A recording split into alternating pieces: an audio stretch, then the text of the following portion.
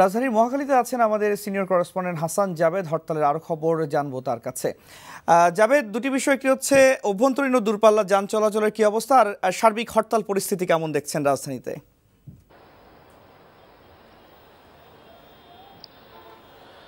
রাইসুল, আমি এখন মহাখালী বাস টার্মিনালে আছি। তো আমি বাস টার্মিনালে এসে যে খবর নিয়েছি সেটা হচ্ছে যে এই দূরপাল্লার গাড়ি যাচ্ছে কিনা, অর্থাৎ ময়মনসিংহ এবং টাঙ্গাইল রুটে ওইদিকে যতগুলি পথ আছে সেই রুটে কিন্তু অভ্যন্তরীণ যানবাহন যাচ্ছে, কিন্তু তবে সীমিত।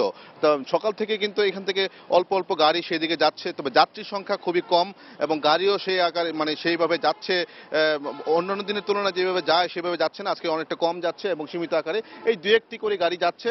আর সব গাড়ি কিন্তু এই টার্মিনালে কিন্তু রাখা আছে। আর আপনাকে যদি আমি এই রাস্তার পরিবেশটা দেখাই, যে রাস্তা যানবাহনের কি চিত্র, সেই চিত্র যদি দেখাই তাহলে দেখতে পাচ্ছেন যে গাড়ি কিন্তু কিছু চলাচল করছে, তারপর সেটা কিন্তু আমরা বলতে পারি না যে অন্যান্য দিনের তুলনায় একই রকম সে পরিবেশ, তা কিন্তু না, সীমিত আকারে। আবার আপনার যদি বলি যে আপনার ব্যক্তিগত গাড়ির সংখ্যা কিন্তু খুব কম দেখতে পেয়েছি আজকে রাজধানীতে। এবং আমি কিন্তু গুলশান, বনানী এসব এলাকায় কিন্তু ঘুরে দেখেছি, সেখানেও দেখেছি যে যানবাহন কিন্তু চলছে খুব সীমিত আকারে। আর হরতালের সমর্থনে কিন্তু আমি তেমন এই পর্যন্ত জামাতের পক্ষ থেকে কোনো মিছিল বা পিকেটিং দেখিনি। তবে হরতাল বিরোধী মিছিল কিন্তু আমাদের চোখে পড়েছে, হরতালকে যাতে সার্থক করতে না পারে, সফল করতে না পারে, সেই ধরনের মিছিল পিকেটিং কিন্তু সেই ধরনের মিছিল আমরা দেখেছি, হরতাল বিরোধী মিছিল। তো এই হচ্ছে আসলে এই এলাকার হরতালের চিত্র।